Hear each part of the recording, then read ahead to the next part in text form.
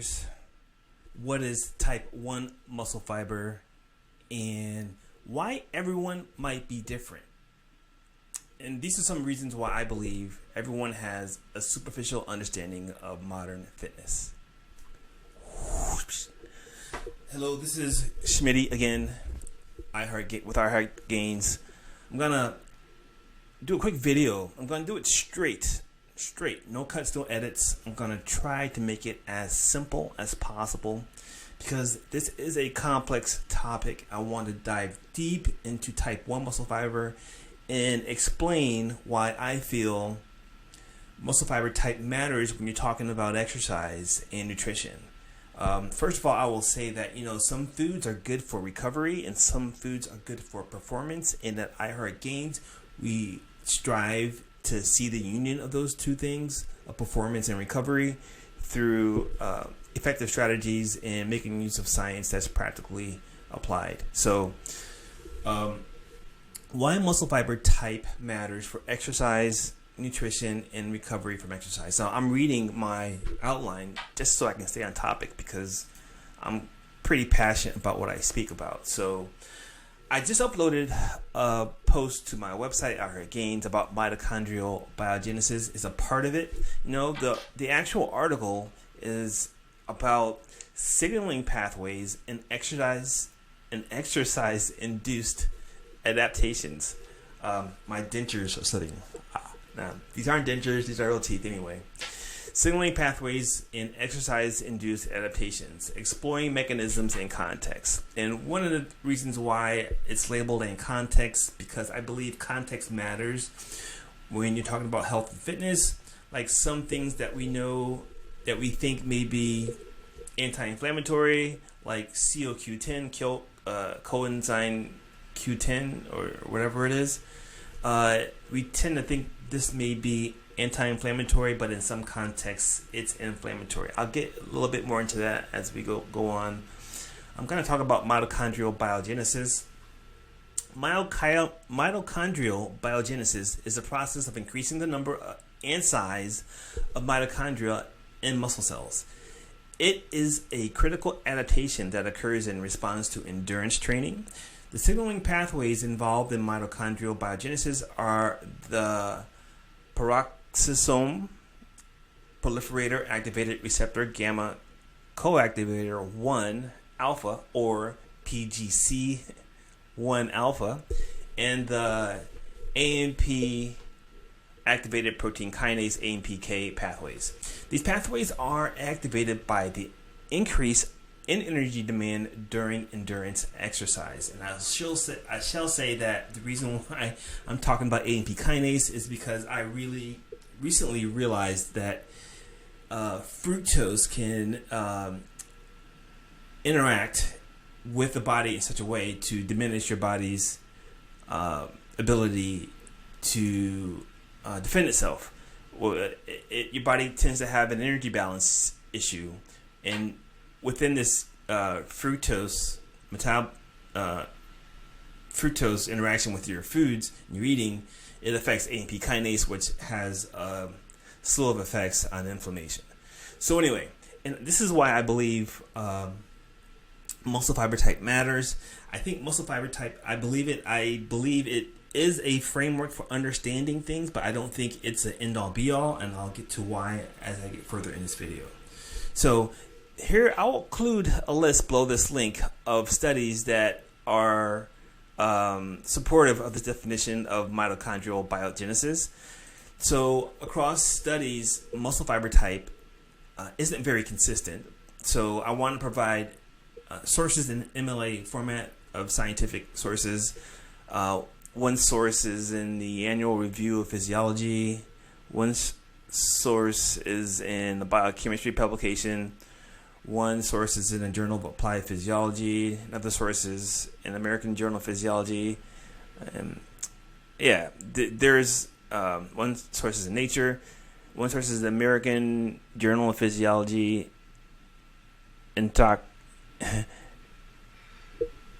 Endocrinology, Metabolism. That was a mouthful. But anyway, so basically I got 5 sources that support this definition of mitochondrial biogenesis. and which is the process of increasing the number and size of mitochondria muscle cells, and how it's a critical adaptation that occurs in response to endurance training. So you do endurance training, and then you have mitochondrial biogenesis occur, and there are signaling pathways that are involved in mitochondrial biogenesis. And there's a lot going on here because I have another story about how I was able to ride like a professional cyclist after already riding 70 miles in one day. I'm riding a century mile, and my 70 miles, my last 30 miles were faster than any 10 miles up to that point, the 70th mile. So from mile 70 to mile 100, I was riding way faster than any 10 miles before that, and it was incredible. And it was because of food. One food item, I'll put it in my next video. This is part 2 of the video. I talked about muscle fiber type and why it matters, and I alluded to it in my second YouTube video, and this is part 2 of that video. I want to get into a little more detail as to why I believe muscle fiber type matters. So that's the list of studies that support the definition.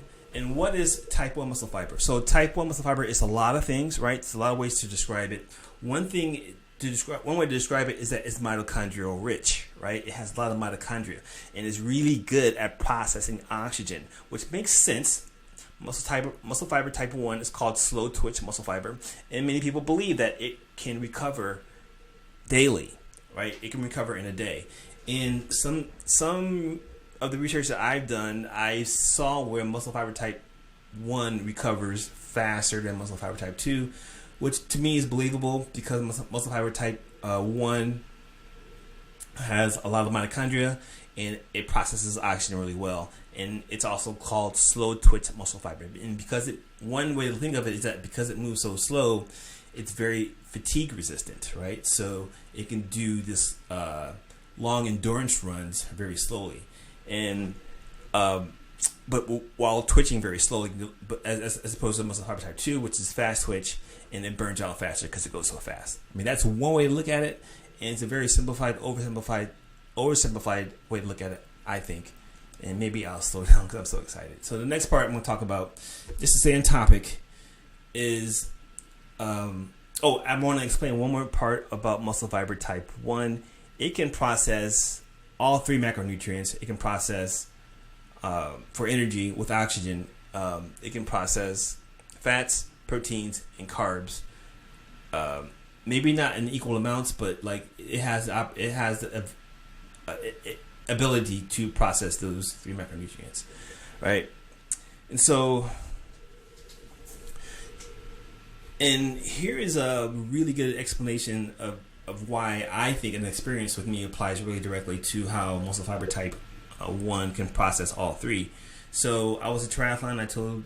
I've said before on the channel, I rode 300 miles a week at the height of my training. I rode about I ran about 30 miles a week, and also rode on my own. So I rode with a cycling club, I ran by myself, and I rode by myself. I did hills by myself. So, and also on Monday, Tuesday, Wednesday, Monday would be upper body workout, Tuesday would be abs, Wednesday would be leg day, right? And so, and I also talked about how I would do speed training in addition to my run schedule for the week. In speed training, I would do speed training on Monday, Tuesday, Wednesday, and I would run on a treadmill at a 400-meter pace. 400 meters at 6-minute mile pace on Monday, Tuesday, and Wednesday. And I would do that 4 times. So in effect, I'm running a mile, but I'm breaking it down to 400 meters pace, 400 meter runs, where I'm running on a treadmill as fast as it can go. And at that time, my treadmills that I was using were going at 6-minute mile pace. So that's my workout for running. In the cycling, I rode with the cycling club, and then sporadically I would do my 20-minute hill workout, right? And I did specific resistance training exercises that supplemented my cycling and my swimming and my running, right? I can get to that in more detail later on in a different video. I also talked about it briefly in another video, but I want to get to the root of why I understand how type 1 muscle fiber can process, utilize protein, fats, and carbs. So I was a meat eater, and then I became a vegetarian de facto vegetarian, and then I became a meat eater again, right? So I was a meat eater. I was doing triathlons. Even before I was doing triathlons, as I said before, I wanted to get up to heavyweight. Like, I realized that some of my favorite athletes were heavyweights. Like, some quarterbacks were over 200 pounds and 220 pounds, and Muhammad Ali was 220 pounds and over or whatever. So I wanted to see how big I can get, right? And then I decided maybe I want to do a triathlon. So I do a triathlon. Didn't think that I was 220 pounds and that was gonna prevent me from doing triathlons. I just went out and ran, and so I lost a lot of weight through running. And I'm gonna have a lot of videos. I have two videos on running for weight loss. I never counted my calories. I just, in my 30s, you have all this energy and all the hormone profile in the world to run for exercise to lose weight. And so I also lifted weights, so I want to say that I combine those two. But anyway, so on days that I would eat a lot of beef, like if I ate a beef steak on a Friday and I took Saturday and Sunday off of running in the rest days, and I would run on Monday, I would have a hard time with my running rhythm. My running rhythm would be off, right? And so because of that, I didn't become a vegetarian. I just stopped eating meat because my running rhythm would be intact if I didn't eat meat, right? And later on, I'm coming to realize this may be a vitamin B deficiency, because vitamin B has coenzymes that help you break down proteins, and some of the times when you have a lot of proteins in your system, you may run short in vitamin B if you don't eat enough potassium, but that's something for another video I would suggest. But anyway, so I became a de facto vegetarian. Someone asked me once at lunch at work, "Hey Greg, why are you a vegetarian?" Oh, right. They didn't say Schmitty, they said my name Greg. And I'm like, I'm not a vegetarian. I was all mad, and then I realized I'm eating, plant-based meat products, and I'm like, okay, I guess I am a vegetarian. So fast forward to many years later, I'm sitting outside like one of those pharmacies, and I want to get something to eat, and I go in there and I get these protein drinks. And I'm still a vegetarian, right? And I drink the protein drinks, and I have so much more energy, like instantly. And I probably hadn't eaten meat at this point in almost 10 years, right? And I'm trying to figure out why I have so much more energy and I'm drinking protein. And now as I look back at it, I can realize that, mitochondria, as I'm doing my research, mitochondria can process protein for energy with oxygen, right? And mind-blowing, right? And mitochondria can process fats as well. So I went from meat eater to vegetarian to meat eater again, not for any other reasons other than the fact that I wanted it to be healthy, and I wanted to be able to process energy in a way that that was efficient for me, right? And I wanted to be metabolically flexible, right? And so today, people use the word metabolically flexible, and I don't think they're using the perspective of type 1 muscle fiber, because type 1 muscle fiber can metabolize, protein, fats, and carbs. When they say metabolically flexible, they typically mean that they exercise every single day. And while most people, over the history of humanity, we've been doing cardio far more than weightlifting, the prominent way to exercise today, as I see it, is probably weightlifting, resistance training, body weight training, resistance training. That's what we typically think, right? So I was able to consume protein shakes, and I got a lot of energy from them. Even though I don't consume them anymore, I realize the importance of them. And when 6 years ago or so, when I started getting into the ketogenic diet and tried to understand what it was, I didn't believe that it's sustainable, but I saw the importance because it can help reduce a lot of inflammation, right? So when you consume carbohydrates as a runner, there's a lot of soreness involved, and if you get injured, there's a lot of recovery involved, and recovery becomes more complicated with carbohydrates, in my opinion. There's nothing essential about carbohydrates because you have essential fatty acids and you have essential amino acids. You really don't have essential carbohydrates, right? And so I developed this ebook. I call it the Ketogenic Advantage Blueprint. It's the ketogenic advantage. It's not there's the advantage to having a ketogenic diet. There's a advantage to being fat adapted, and the advantage is that your type 1 muscle fiber can metabolize fats. And if you grow a lot of type 1 muscle fiber, your muscle fiber is less likely to atrophy, and because it's smaller and denser, right? And then muscle fiber type 2, I believe, is more likely to atrophy if you don't lift weights often. But muscle fiber type 1 is less likely to atrophy as you age. And the Ketogenic Advantage Blueprint is a good resource for people who want to understand how to keto adapt and how to keto adapt efficiently. And one way I suggest in the blueprint, spoiler alert, exercise is a way to adapt to a ketogenic diet more effectively. And I realize that when I'm saying that, many people probably are already biased against cardio for exercise, and which leads me to my next point. I'm going to talk about my triathlon training strategy and how I developed this into a general training strategy for anyone, right? So when I started doing triathlons, I didn't do 300 miles a week, right? I barely did 30 or 20, right? Or even 7 miles a week when I first started. And basically this method is a method where you build up over time, right? And you think of your goals of what you want to do and how you want to increase your fitness levels, and you pursue it long-term and short-term. So you have a long-term goal and you have a short-term goal. And so maybe I can only walk for right now, right? So I walk right now, and I learn exercises to support myself while I'm walking.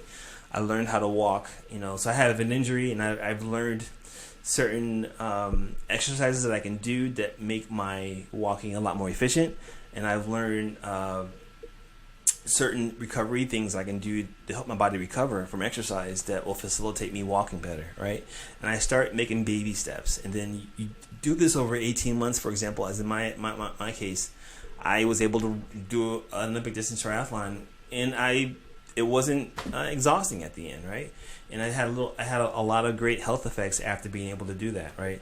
And so my triathlon training strategy centers around heart rate training. So as I said before, and I'm using this right now. As I said before, I ran the quarter mile repeats every Monday.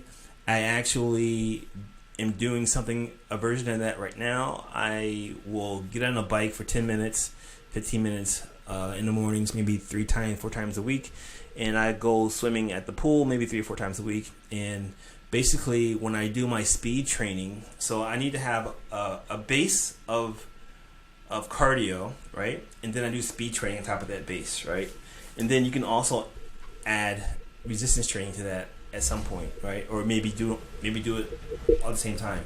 But you want to build your endurance capacity, and you want to build your strength capacity, and you want to build your muscle memory and speed, right? Those are 3 things that I focus on. And so I have this base of doing 10 minutes, only 10 minutes on the bike every morning, right? This is my 2nd or 3rd week, just to get in the habit of doing this, going out and doing it for 10 minutes and come back, right?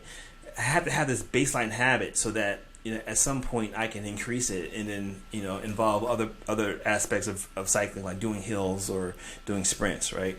And then when I do my resistance training, it'll be similarly. I'll gradually increase my resistance training. While I do all 3 of these things, I'm going to be checking on my heart rate. So when I do the speed training, what I will do is I'll do a 25 meters in the pool, 50 meters in the pool, or 100 meters in the pool, and then I'll check my heart rate and see where my heart rate is at, and that tells me how much I'm exerting myself. And I'll wait till my heart rate comes down to what I would consider zone 1 for me when I was 30 years old, or if you don't have a watch to know your heart rate, to a place where you feel you can take on a conversation without being out of breath, right?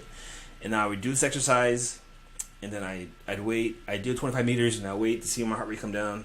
I do 50 meters, and I wait to see my heart rate come down. I do 100 meters, and I'd wait my heart rate come down. And my heart rate, I will have it come down to 108, or maybe if I still want to get in the pool, don't lose the energy, it'll be somewhere plus or minus 5 or 7 beats per minute of 108, right? And then I do that to increase my endurance, and then and some part of that, my speed will increase as well.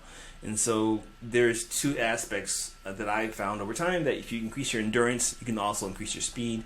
And a lot of times, if you increase your endurance on the bike, right, your speed will manifest either as a runner or as a cyclist. Anyway, so that's it for my triathlon training strategy. Next, I want to talk about why everyone might be different, right? So you have these two types of muscle fiber that are generally accepted, and I approach it as they are frameworks, because there's various types of endurance and speed. For example, like if you look at, there's this guy named Kipchoge, and he's a marathoner, right? And there's this treadmill at these running trade shows, and they will have this treadmill going at this treadmill will be operating at his marathon pace, and they will put people on this treadmill to see if they can match his marathon pace, and they can't last 10 seconds on this thing, right? So you can take any 100 meters that Kipchoge runs in his marathon, and the average person will not be able to keep up for 100 meters, right? And so when we talk about muscle fiber as slow twitch and fast twitch, one having a lot of power, one having a lot of endurance, marathoners, they have a combination of muscle fiber types, and it's not that easy, right? If you look at people that go on a Tour de France, those guys are 150 pounds, 160 pounds, but they probably have a lot of type 1 muscle fiber, right? And so, and then also there's this power to weight ratio thing going on, but that leads me to believe that everyone is different. So if I did a lot of triathlons in my 30s, the way I respond to exercise, especially resistance exercise, is going to be different than someone who didn't do triathlons and who did resistance training in their 30s, right? And I think sleep is also a factor, because if we sleep because we need to repair ourselves, like if you go out and have a hard day of work, you're going to be sleepy and you're going to sleep well that night, right? So your body's going to repair itself, in theory. Muscle fiber type recovers faster from exercise than muscle fiber type 2, right? So if muscle fiber type 1 recovers faster, why would you need to sleep longer? Why would you need to sleep 8 hours a night, right? Maybe you have a majority of muscle fiber type 1 and you're not sleeping 8 hours a night. So maybe if you had muscle fiber type 2, you will need 8 hours to sleep, because you're taxing your body that much, right? So anyway, that's it for this video. I hope I explained why I believe people are different, and people have different muscle fiber type compositions, and it's not just body type, right? And I would even go further to say it would be nice to figure out if the body composition type thing that you would see apps for even correlates to muscle fiber type, because if you have a muscle fiber type, your body may look, if you do a certain kind of exercise for a long time, your body may look a certain way, and you may be classified as having a certain type of body type, and which would tell someone that a certain type of exercise will be ideal for you. Anyway, that's it for this video. It's 23 minutes. I didn't mean to take so long. I tried to stay on topic. Anyway, so I hope you reach your fitness goals. If you want help reaching your fitness goals, there's no question in my mind, you should seek a fitness professional, physical trainer, personal coach for fitness, or there's resources down below this video. I will also put the sources for the definition of mitochondrial biogenesis down below this video. My name is Smitty. I hope you reach your fitness goals, and I'll talk to you.